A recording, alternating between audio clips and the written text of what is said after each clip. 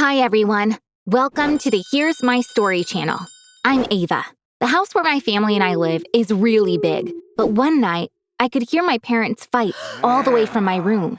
My best friend Ella was staying over. My parents had been screaming at each other for hours. We couldn't make out exactly what they were saying, but we were both really uncomfortable. Ella said, "I'm going to call our driver to come and pick me up. I'll come by another time." I was upset with my parents for ruining our evening, but there was nothing I could do. After Ella left, I walked over to my parents' bedroom. I was curious to find out what they were fighting about. As I was walking up to their room, I saw two maids standing outside their door eavesdropping. As soon as they saw me, they started walking away. They both gave me really sad looks, and I didn't know why. I started listening to my parents. I heard my dad say, "Didn't you think Ava was going to find out about this one day? She will hate you when she figures out the kind of person you are. You tricked me, and you tricked Ava." Obviously, I was really surprised. My mom said, "I didn't trick anyone. Ava is your daughter." To which my dad said, "Then look at the test again. Our DNA doesn't match. I'm not her father." I couldn't believe my ears.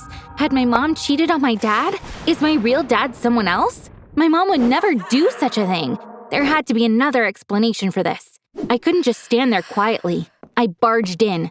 Both of my parents turned red when they saw me. "Mom, Dad, what is going on? I have a right to know," I said. And my dad said, "Your mom lied to us both." So here's what happened. You know those DNA testing sites? The ones that tell you where your ancestors came from? I had ordered test kits from one of those sites just for fun. I got 3 of them for my parents and me. All we had to do was put our saliva in test tubes and send them back. 10 days later, we got the results. First, we checked my parents' results. It said that they were both 80% Egyptian. This made sense because both of their families were from Egypt. They came to the US in the 50s. Then we checked my results, and they were not what we had expected. It said that I was 95% Colombian, that my ancestors were from South America. At first, we were really surprised, but then my mom said, "I heard that these tests are not that accurate. Since we are both 80% Egyptian, you must be 160% Egyptian." And we had a good laugh about it. However, my dad became suspicious. He went to my room while I wasn't home. He got some hair from my brush and took it to a lab. They did a paternity test, comparing his DNA to mine, and it came back negative. I asked my mom, "Is this true?" She said, "Ava, you're our daughter. There must be a mistake." And she started crying. I turned to my dad and said, "Maybe it was the hair. Let's try another lab and have them test my saliva." My dad agreed. The next day, we were at a DNA testing lab. My dad owns a big pharmaceutical company. Since everyone in the healthcare industry knows him, the owner of the lab came out to meet us. He was a biochemist. He had a lot of experience in this field. "Could we get a saliva sample from the mother as well? We could get to the bottom of this if we compare all of your DNA," he suggested. Testing my mom's DNA turned out to be the key to the whole mystery. The test confirmed that my dad wasn't my father, but we discovered something else. My mom wasn't my mother either. There was only one explanation for this. I must have been switched at birth with another baby. I started crying. My parents gave me a hug. "This doesn't change anything. You're our daughter no matter what," they said. This made me feel a little better, but still, this was a horrible situation. My parents' real daughter was raised by another family, and that family was my real family. We are one of the richest families in the state. My mom has sat on the board of a nonprofit for years. They build schools in disadvantaged neighborhoods. When she was 8 months pregnant, she was visiting a construction site when she suddenly started getting contractions. It was still 3 weeks before her due date, but for some reason, the baby had decided to arrive early. They took my mom to the nearest hospital. In that underprivileged neighborhood, the conditions at the hospital were pretty awful, but there was nothing to do since labor had already begun. Thankfully, everything went well. One of the nurses told my mom that it was a girl and asked, "What are you going to name her?" My mom said, "Ava." The nurse wrote Ava on a bracelet and put it on the baby's wrist. Then they took the baby to a room with all the other babies. It seems like that was the place where we got switched. Since all babies were wearing bracelets with their information, it couldn't have been an accident. Someone must have done it on purpose. Someone must have switched our bracelets. That's how I became Ava. Sure enough, they put my name bracelet on hers. When my poor parents were leaving the hospital with me, they had no idea I wasn't their baby. Now the truth was out. We all felt terrible. My dad tried to console my mom, saying, "We'll find her. Then we'll have 2 daughters." I wasn't curious about my real parents at all, but I was going to do everything I could to find my family's real daughter.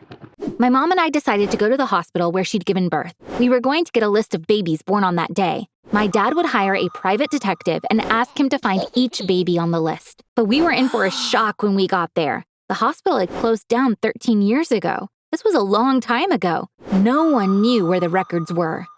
Meanwhile, I was constantly on the phone with Ella. She was sad for me as well. When I told her the hospital had closed down, she said, "I bet if your dad told his story on one of our TV channels, you'd be able to find someone who can help you." Ella's family runs a media company. They own many TV channels. I called my dad and told him right away. He liked Ella's idea too. "Let's offer a reward. That will give people an incentive to contact us," he said. A few days later, my dad was a guest on a TV show where he told the whole story. He said, "We are offering a reward of $5 million to the person who finds our daughter.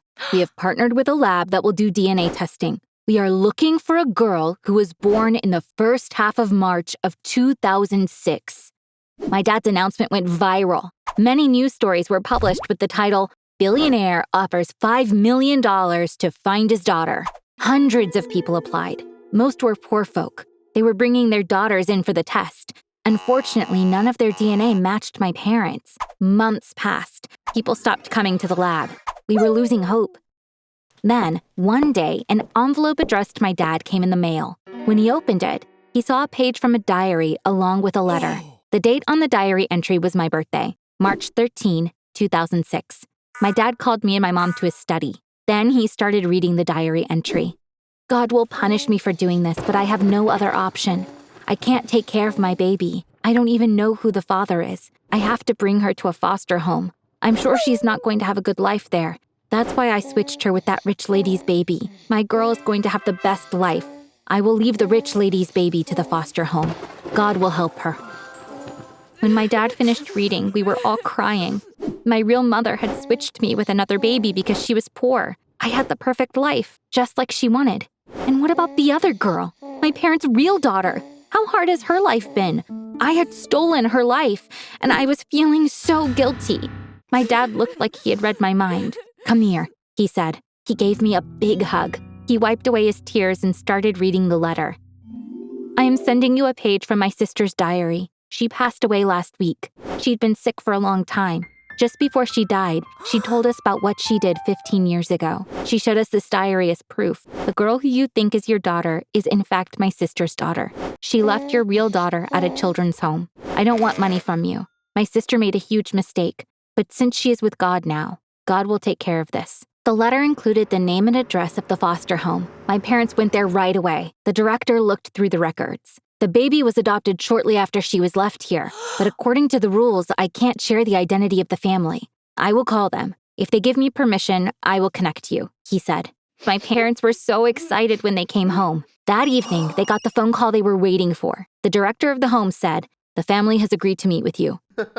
Come tomorrow at 10 a.m. The next morning, I went with them. On our way, my mom said, "You're our daughter, and that will never change. We will always love you." We were all so excited. When we walked into the director's room, I couldn't believe my eyes. I screamed, "Ella, is that you?" It was Ella and her parents who were waiting for us. It turned out Ella was my parents' biological daughter. It is obviously a crazy coincidence, but it is real. Life is full of incredible surprises. I didn't know Ella was adopted, but she did. A few years ago, her family told her they adopted her as a baby. They said, "Let's keep it between us. If people found out you were adopted, they could start treating you differently." Ella didn't even tell me about it because she promised her family. Ella was very happy. I was so curious about my biological parents, but I never thought I would find them. "It turns out they've been right here all along," she said, and hugged my parents. Ella's parents seemed just as happy as she was.